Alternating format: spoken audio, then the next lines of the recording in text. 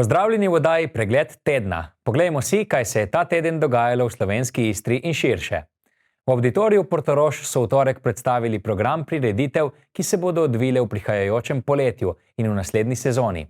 Zvrstil se bo pester program koncertov in plesno-baletnih dogodkov. V gledališki sezoni 25-26 pripravljamo več ciklov oziroma abonmajev, če tako imenujem, se pravi, če začnemo z glasbenim abonmajem v gledališču Tartini, to je piranski glasbeni oder. Napovedujemo 8 koncertov, abonmajček tako imenovani za mlajšo publiko.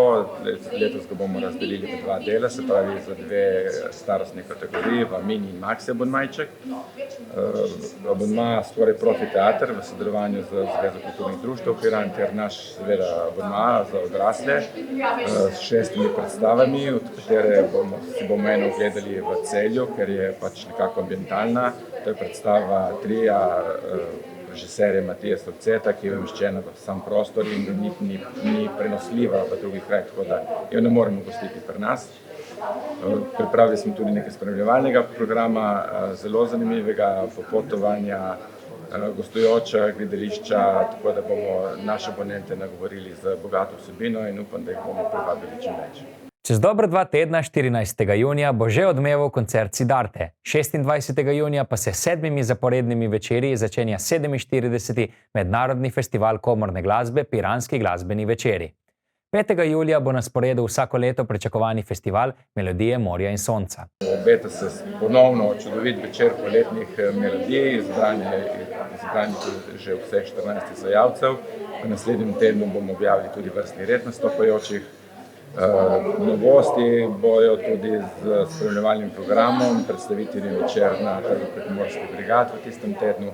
Radio Village, to je čista novost, pri katerem bomo v prostorih Avditorija cel teden med dogajanjem in pripravami na festival pustili radijske postaje, ki sicer dajo svoj glas za nagrajenca Melodij morja in sonca.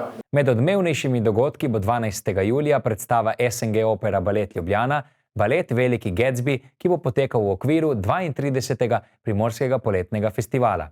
Istega meseca bosta v amfiteatru odmevala še 2 velika koncerta, in sicer Severina ter Stewart Copeland, ustanovitelj in bobnar skupine The Police. Avgusta sledijo portoroške noči z novostjo Vodni šov na morju. Za konec poletja pa septembra prihaja komedija Džurologija.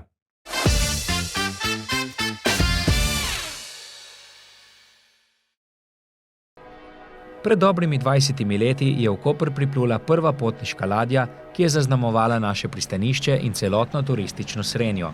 V torek se je v Luki Koper zgodil še en pomemben mejnik, s tem, ko se je odprl nov, sodoben potniški terminal, ki bo obiskovalcem pričaral prijaznejšo dobrodošlico, domačinom pa odprl nov prostor druženja in povezovanja tik ob morju.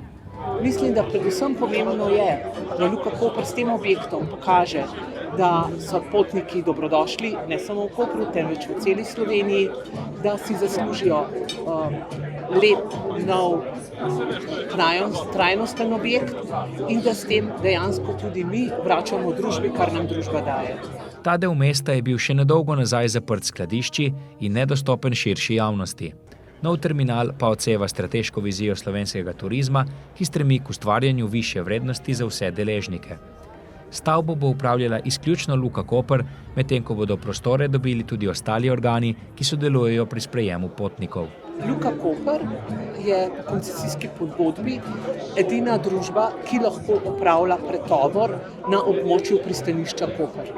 Torej, med to spada tudi dejavnost potniškega prometa, torej križark, kar pomeni, odgovor je, upravljala bo Luka Koper. Tu notri pa bodo dobili svoje prostore tudi ostali organi, ki so vpeti v sprejem potnikov, torej carina in policija. In prostor je namenjen tudi TIC-u, torej turistični dejavnosti za promocijo slovenskega in istrskega turizma. Sam objekt obsega 1037 kvadratnih metrov površin v 2 etažah in je zasnovan trajnostno, energetsko varčno in iz materialov, ki jih je mogoče reciklirati, zlasti iz lesa in kovine. V pritličju je osrednja dvorana s prostori za mejno kontrolo, policijo in carino, v nadstropju pa panoramska terasa, kavarna in protokolarna dvorana z vzgledom na pristanišče. Okolica terminala je urejena v sredozemskem slogu z mediteransko vegetacijo in zeleno južno fasado, zasajeno z okrasnim zelenjem. Gre za pomembno naložbo 3,3 milijona evrov, ki bo ukrepila tako gospodarsko kot tudi turistično vlogo našega pristanišča. Koper namreč ni le močno in sodobno tovorno pristanišče, temveč se v zadnjih 2 desetletjih vse bolj uveljavlja tudi kot pomembno pristanišče za potniške ladje in pridobiva ugled privlačne destinacije na zemljevidu sredozemskih križarjev. Ena ključnih prednosti je prav lega potniškega terminala, tik ob mestnem jedru, ki omogoča potnikom hiter in enostaven dostop do lokalne kulture ter prispeva k živahnemu utripu mesta ob vsakem prihodu križark. Kot so za konec luški veljaki še dodali, bo nov potniški terminal dvignil kakovost storitev za potnike, spodbudil višjo potrošnjo ter povečal prepoznavnost Kopra.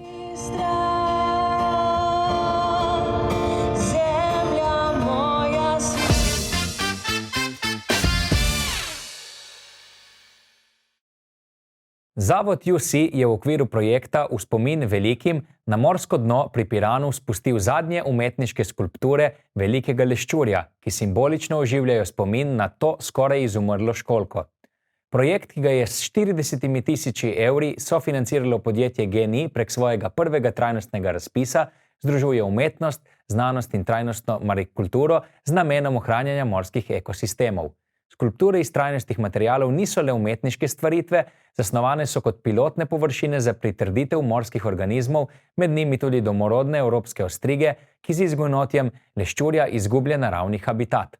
S tem projektom omogoča razvoj inovativnega pristopa k trajnostni vzgoji ostrig in obnovi morskih habitatov. Veliki leščur, naravni inženir morskega dna, igra ključno vlogo v sredozemskih ekosistemih.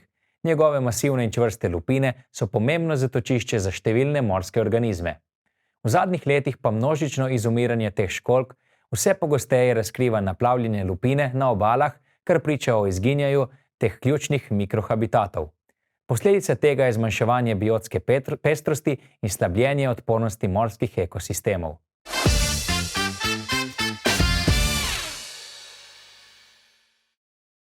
Z jutrišnjim dnem v zasluženi pokoj odhaja dolgoletni direktor in poveljnik javnega zavoda Gasilska brigada Koper Denis Glavina.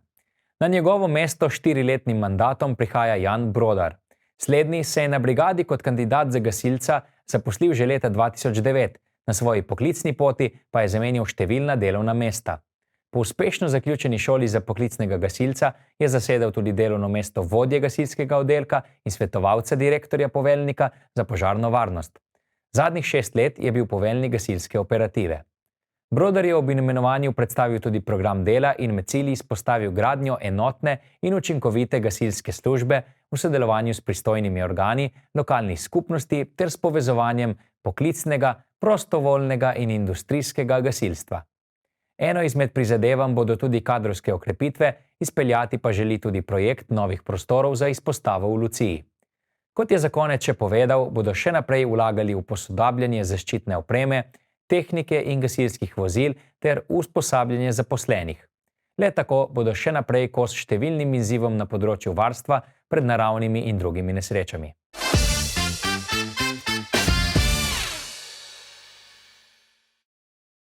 V sredo je na Fakulteti za menedžment potekala zaključna konferenca z naslovom Družbena odgovornost in umetna inteligenca, ki se je odvila v sklopu projekta Zelena, digitalna in vključujoča univerza na Primorskem. Na to tematiko se je tekom dneva zvrstilo mnogo predavanj, kakor recimo 3 klepetalniki in Lego kocke predavateljice Irene Weber. V njem je predstavila primer poučevanja s primerjavo 3 brezplačnih klepetalnikov ChatGPT, Claude in DeepSeek v kombinaciji z vizualno metodo Lego Serious Play. To je metoda za facilitacijo razmišljanja, komunikacije in reševanja problemov v skupinah, ki uporablja Lego kocke kot orodje. Torej so moji 3 osebni stereotipi o teh umetnih inteligencah, hladno zljivo nadležnost okuparna in dolgčasna, to je ChatGPT, odkar uporabljam pa res manj, ampak konsistentno je to moja izkušnja, je pa časovno neomejeno, ker nikoli nisem dobila sporočila, da sem prišla do konca. Politično korektna, formalno zadržana, občasno zanimiva, ta nova verzija, ki Šarlota pravi, da je iz en teden nazaj prišla, no, me je presenetila včeraj, ampak še zmeri to ameriško, dušebrižniško, rahlo pokroviteljsko tako občutek. In pretirav me je, ravno se začnem pogovarjati, pa reče, da lahko 4 ure se svet naklopa, in vse ne. Konsistentno mi je pa DeepSeek, se nasmejim, navihana, zabavno, avtocenzurirana, zgodil se mi je 2-krat, da mi začne odgovarjati, pa sta že 2 strani, pa se zbrišem. Pa vprašam še enkrat, da se ponovno zbrišem. Ampak seveda, jaz sem do te avtocenzure, ker sem prav kitajska, ne seveda zelo drugačen odnos, časovno omejitev včasno nedostopna, it's busy, kam da je.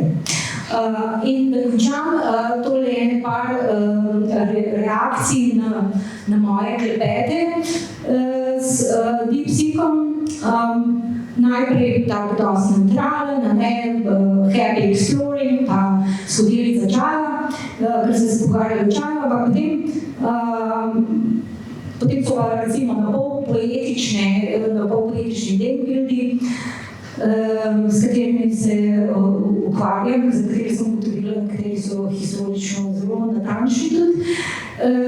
Potem seveda stisnjena pest, in najbolj to je zahvala včeraj, with deep gratitude for your critical eye. Ampak tale me pa najbolj fascinira, until next time, nekaj pero teče kao more, pa se je potem še prevedla, and with solidarity, your co-conspirator in non-aligned epistemologies, in to me vzdražen smeh zrazi, rekel, ko smo vedna inteligenca razglasi za tvojega sozarodnika, je prima,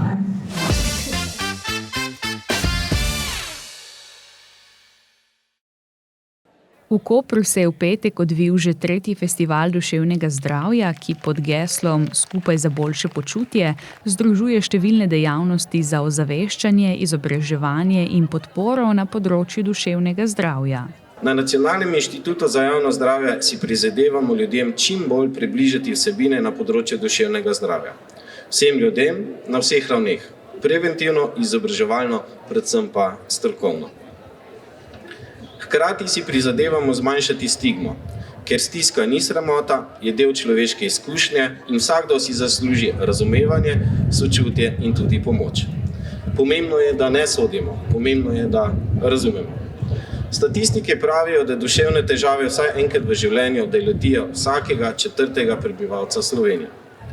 Žal so posamezniki s težavami v duševnem zdravju še vedno prepogosta tarča izključevanja. Okolica jim to pogosto odzame. Odzame jim nekaj najbolj temeljnega. To je občutek sprejetosti in vrednosti v naši družbi. Prav to lahko potisne njih še v večjo osamo. Zelo pomembno je, da se primerno odzovemo.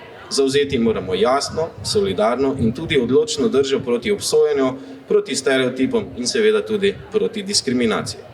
Na Titovem trgu in na Verdjevi ulici so se zvrstile stojnice različnih društev, centrov duševnega zdravja in podobno, ki so predstavili različne programe duševnega zdravja, ki lahko pomagajo občanom in obiskovalcem. Prav tako so se odvila predavanja in delavnice, recimo na temo izgorelosti, stresa, osamljenosti, tesnobe in ostalih tem duševnega zdravja. Zato je duševno zdravje visoko na prednostni lestvici politik javnega zdravja v Sloveniji in tudi drugih državah članicah Evropske unije. V Sloveniji smo na področju varstva in krepitve duševnega zdravja naredili pomemben napredek, ko je bila sprejeta resolucija o nacionalnem programu duševnega zdravja od leta 2018 do 2028. Nacionalni program, skladno s smernicami Svetovne zdravstvene organizacije, premika težišče obravnave težav v duševnem zdravju s sekundarne na primarno raven v domače okolje posameznika. Danes so v številnih krajih po Sloveniji dostopni centri za duševno zdravje otrok, mladostnikov in odraslih, ki delujejo v okviru zdravstvenih domov. Prav tako omogočamo brezplačno psihološko svetovanje preko mreže Posvet, dostopno po vsej državi. Velik poudarek namenjamo destigmatizaciji duševnih stisk in podpiranju programov, še posebej za otroke in mladostnike. Podpiramo na primer projekte in programe za krepitev starševskih veščin in opolnomočenje učiteljev, da lahko pomagajo bolje razvijati otrokove socialne, čustvene in učne kompetence za varnejše in bolj zdravo odraščanje. Podpiramo pa seveda tudi dogodke, kot je današnji festival duševnega zdravja, ki ga osebno smatram za pomemben prostor odprtosti, dialoga, sodelovanja in povezanosti. Dogodek si je prizadeval razbiti tabuje in spodbujati odprt pogovor o duševnem zdravju kot ključnemu delu našega splošnega počutja. Namreč, ko govorimo o duševnem zdravju, pogosto pomislimo na posameznika, na notranji svet, na osebno stisko. In to je pomembno. Hkrati pa vemo, da na naše duševno zdravje izjemno vpliva tudi naš odnos do sveta, do družbe. Duševno blagostanje namreč doživljamo, če imamo občutek, da nas družba sprejema, da tudi mi kot posamezniki prispevamo k družbi, da živimo v svetu, ki je pravičen. In tukaj se solidarnost pokaže kot most med zdravjem posameznika ter celotne skupnosti. Še pogosteje o solidarnosti govorimo kot o pripravljenosti za medsebojno pomoč ali o ravnanju posameznika ali skupnosti, ki podpira drugega, pomaga drugim. In solidarnost, ki se kaže v dejanjih, je tista, ki zares šteje. Ko ustvarjamo okolje, kjer se nihče ne počuti sam ali odrinjen, kjer ni nihče žrtev nasilja, kjer ni nihče zaničevan ali spregledan, počnemo to seveda tudi zase, a predvsem za našo skupnost in za vse, ki prihajajo za nami. Po podatkih NIJZ-ja ima približno polovica Slovencev dobro duševno zdravje, doživlja pozitivna čustva in je vključena v družbo, kjer vidi svoj smisel. Povečuje pa se delež oseb, ki doživljajo stiske, med katerimi je precej mladih. Prevalenca duševnih motenj ostaja v Sloveniji skozi zadnja leta relativno stabilna.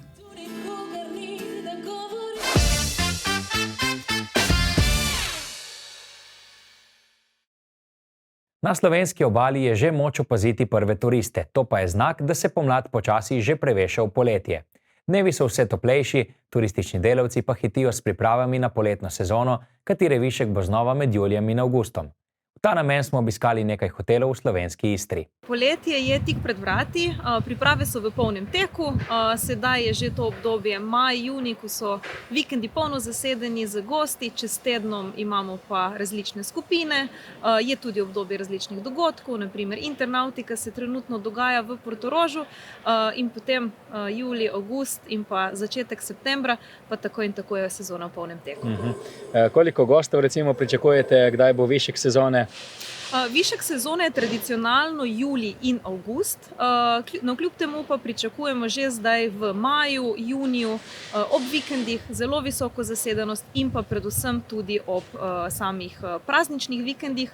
Tukaj je veliko praznikov iz Avstrije, iz Nemčije gosti, ki prihajajo ti podaljšani vikendi, tako da takrat pričakujemo nekje 90 oziroma 95% zaseden hotel. Odkot se prihajajo gostje? Kakšna populacija gre, so to redne stranke? Mi smo zelo ponosni, da imamo v hotelu zelo velik odstotek rednih gostov, tako da na to smo še posebej ponosni. Kar se tiče nacionalnosti, pa so predvsem iz Avstrije, Nemčije, veliko je gostov tudi iz Slovenije in pa Madžarska in pa Slovaška. Z dosedanjo zasedenostjo v letošnjem letu smo zelo zadovoljni, saj je zaenkrat kar 10% rast v primerjavi z lanskim letom.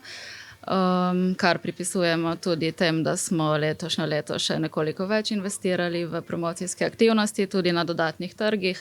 Naš glavni trg sicer še vedno ostaja Avstrija, kar blizu 40% gostov je Avstrijcev.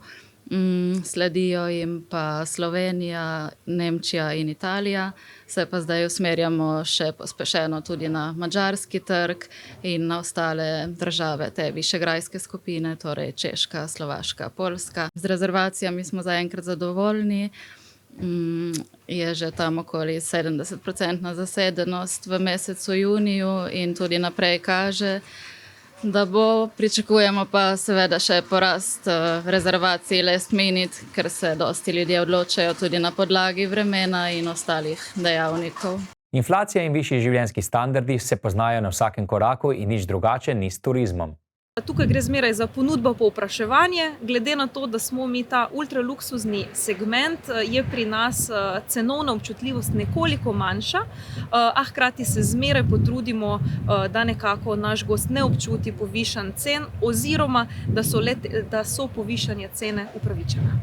Prvi gostje so torej že prišli, imate veliko rezervacij že za poletje? Tako je, poletje je že zelo zasedeno, če primerjamo nekako z enakim obdobjem v lanskem letu, smo podobno zasedeni po nekoliko višji povprečni ceni, kar je nekaj, kar si želi vsak hotelir. Iz vidika poslovanja sigurno se opazi, stroški so seveda zelo zrasli v primerjavi z zadnjimi leti, tako da se večajo iz leta v leto. Posledično smo prisiljeni potem tudi mi slediti nekako temu trendu s cenami. Seveda pa moramo imeti nek občutek, koliko je trg fleksibilen, tako da se prilagajamo. Za vse, ki se še odločate, kakšno nastanitev izbrati, pa je tukaj namig, zakaj izbrati prav hotele. V hotelih je eno posebno doživetje, na dopust gremo zato, da se vsi spočijemo, da se vsi umirimo in tudi, da nas nekoliko pocrkljajo, in zato so tukaj naši zaposleni od recepcije, strežbe in pa wellness osebja.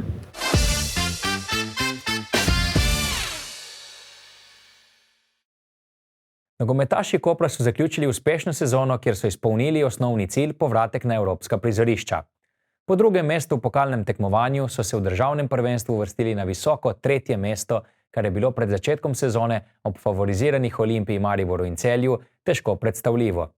Že jesenski del je nakazoval na dobro sezono, ko so po prvi polovici prvenstva varovanci takratnega trenerja Oliverja Bogatinova zasedali drugo mesto.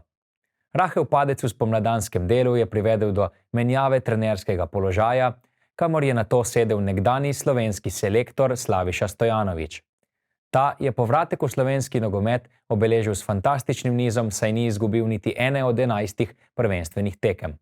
Pretekli konec tedna so Koprčani na zadnjem obračunu na Fazaneriji premagali Muro s 3-1.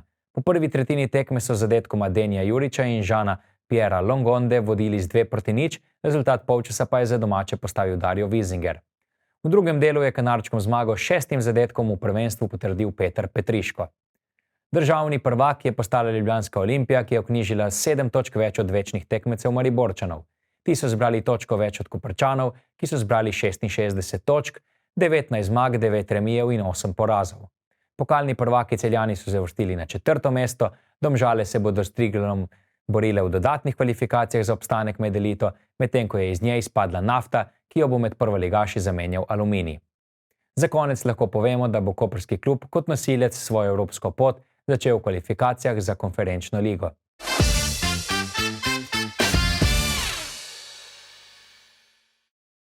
Triindevetdesetletna babica svojo vitalnost ohranja s prav posebno vrsto rekreacije. Poglejmo.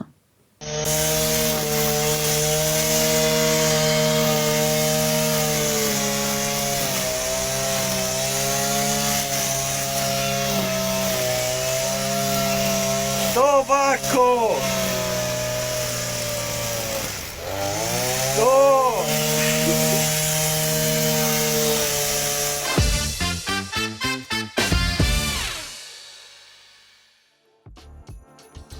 Pozdravljeni v novi ediciji Kulturnega napovednika.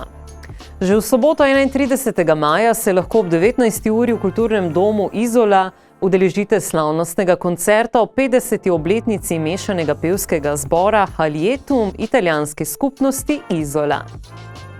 Ob 20. uri pa na Open Air Vina Koper lokaciji v Kopru sledi koncert popularnega slovenskega pevca Jana Plestenjaka, kateremu se bo tokrat pridružila klapa San Lorenzo.